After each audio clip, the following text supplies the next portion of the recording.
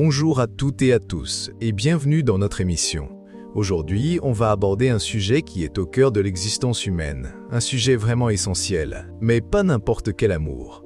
On va s'intéresser à la différence, souvent mal comprise, entre l'amour de Dieu et l'amour d'un homme pour sa femme. Salut frère Téchelet et bonjour à nos auditeurs. C'est un sujet fascinant, je trouve. Parce que, tu sais, on parle souvent d'amour au quotidien, on le ressent, on le vit, mais on ne prend pas toujours le temps de vraiment disséquer ces différentes facettes, surtout quand on les met en parallèle avec l'amour divin. Exactement, Bob. L'amour est un mot qu'on utilise tellement qu'il en perd parfois sa profondeur. On l'applique à tout. J'aime le chocolat, j'aime mon travail, j'aime ma femme, j'aime Dieu. Mais soyons honnêtes, ce n'est pas la même chose, n'est-ce pas? Non, clairement pas. Quand je dis que j'aime le chocolat, c'est une satisfaction, un plaisir. Quand je dis que j'aime ma femme, c'est d'un tout autre ordre. Il y a de l'émotion, de l'engagement, de la passion, de l'affection. C'est plus complexe, plus viscéral. C'est une excellente observation pour commencer. L'amour humain, et en particulier l'amour conjugal, est magnifique. Il est riche, il est vibrant, il est fait de passion, d'attirance, de soutien mutuel, de désir de construire ensemble. C'est un amour qui est par essence relationnel, qui se nourrit de l'interaction, de la présence de l'autre. Oui, et c'est aussi un amour qui est très lié à nos émotions, à nos besoins. Je pense à la sécurité qu'une femme peut apporter, à la joie, à la camaraderie. C'est un mélange de tout ça, non? Et aussi, soyons francs, il y a une part d'ego parfois. On aime être aimé et se sentir important pour quelqu'un. C'est une part de la réalité humaine, oui. L'amour humain, même dans sa plus belle expression, reste intrinsèquement lié à notre nature humaine avec ses forces et ses faiblesses. Il peut être conditionnel. On aime tant que l'autre répond à nos attentes, tant qu'il nous rend heureux, tant qu'il nous correspond. Si la personne change, si les attentes ne sont plus là, l'amour peut vaciller. C'est vrai. On entend souvent des histoires de couples qui se séparent parce que l'amour n'est plus là, ou ils ont changé. C'est ça la conditionnalité dont tu parles. On aime pour quelque chose ou parce que quelque chose. Exactement.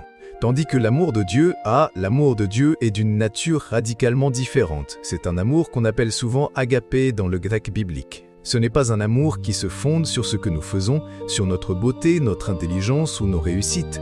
C'est un amour qui est donné sans condition, un amour qui est par définition sacrificiel. Sans condition, ça c'est le point clé, je crois. Dieu nous aime peu importe ce qu'on fait, qu'on soit bon ou mauvais, qu'on le suive ou non. C'est une idée qui est assez difficile à saisir pour beaucoup, non?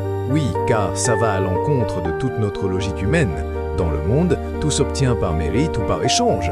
L'amour divin est une grâce, un don immérité. Il ne nous aime pas parce que nous sommes aimables. Mais il nous aime et c'est son amour qui nous rend aimables. C'est une distinction fondamentale.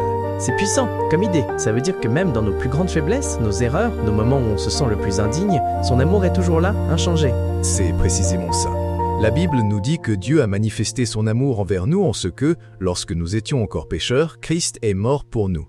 Il n'a pas attendu que nous soyons parfaits, qu'on le mérite. C'est un amour qui prend l'initiative, qui se donne entièrement, sans rien attendre en retour, si ce n'est une réponse d'amour de notre part, librement choisie. Donc, l'amour d'un homme pour sa femme, même s'il est fort, même s'il est sincère, ne peut pas atteindre cette dimension inconditionnelle de l'amour divin. En soi, non, parce que nous sommes des êtres humains limités, avec nos défauts, nos émotions changeantes. Notre amour humain est sujet à la fatigue, à la déception, aux blessures. Il est comme une flamme qui a besoin d'être alimentée, protégée. L'amour de Dieu, lui, est une source intarissable. Il est parfait, saint, éternel. Alors, ça veut dire que l'amour humain est moins bien? Je ne veux pas dire ça, mais ça donne l'impression d'une hiérarchie. Non, pas moins bien, mais différent par nature et par origine. L'amour humain est un reflet, une image imparfaite mais réelle de l'amour divin. En fait, l'apôtre Paul, quand il parle du mariage dans l'épître aux Éphésiens, il exhorte les maris à aimer leurs femmes comme Christ a aimé l'Église et s'est livré lui-même pour elle. Ah, je vois où tu veux en venir. Il ne dit pas « aimez-vous comme des amants passionnés », mais « comme Christ a aimé l'Église ». Ça change tout. Exactement. Il nous donne un modèle, une norme qui dépasse nos capacités naturelles. C'est un appel à un amour sacrificiel, un amour qui cherche le bien de l'autre avant le sien, un amour qui est patient, bienveillant, qui ne jalouse pas, qui ne se vante pas, qui ne s'irrite pas, qui ne soupçonne pas le mal. Un amour qui supporte tout, croit tout, espère tout, endure tout. Mais comment un homme, avec toutes ses faiblesses, peut-il arriver à un tel niveau d'amour?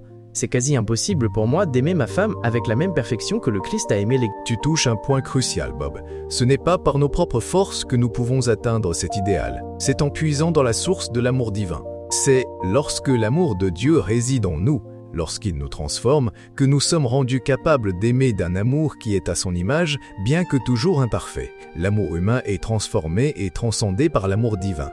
Donc, Plus je me rapproche de Dieu, plus son amour m'habite, plus mon amour pour ma femme deviendra plus fort, plus pur, plus patient. Absolument. C'est une progression, une sanctification de l'amour conjugal.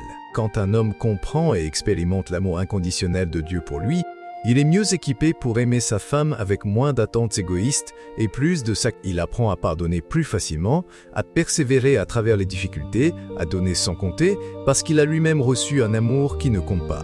Ça enlève une pression, d'une certaine manière. Si mon amour pour ma femme doit être parfait pour être valide, c'est écrasant. Mais si je vois ça comme un reflet, une aspiration guidée par l'amour de Dieu, c'est une autre histoire. C'est une libération, Bob. On ne cherche plus la perfection chez l'autre ou en soi pour justifier l'amour. Au contraire, on embrasse les imperfections et on aime malgré elles, parce que c'est ce que Dieu fait pour nous. C'est un amour qui est résilient, qui pardonne les erreurs, qui supporte les défauts, qui persévère dans la difficulté. C'est cet amour-là qui est le ciment d'un mariage durable et épanoui. C'est une perspective vraiment inspirante. Je pense à toutes les fois où, dans un couple, on se focalise sur les manquements de l'autre, sur ce que l'autre ne nous donne pas. Si on arrivait à changer ce focus, à penser comme Dieu nous aime... Exactement.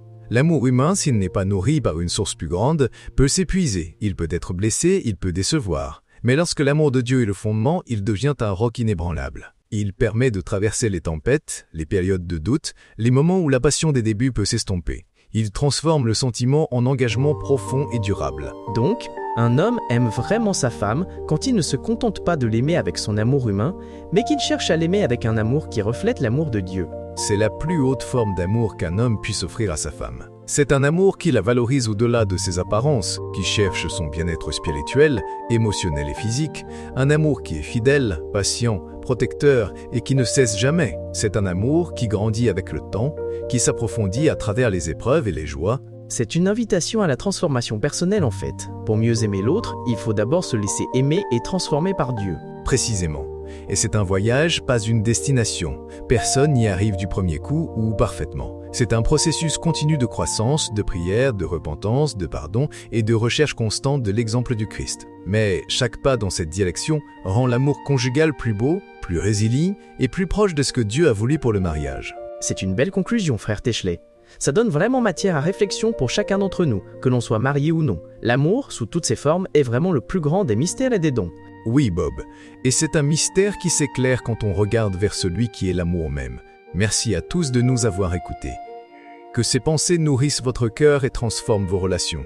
À très bientôt. Merci, frère Téchelet, et merci à vous, chers auditeurs. Portez-vous bien et à la prochaine émission.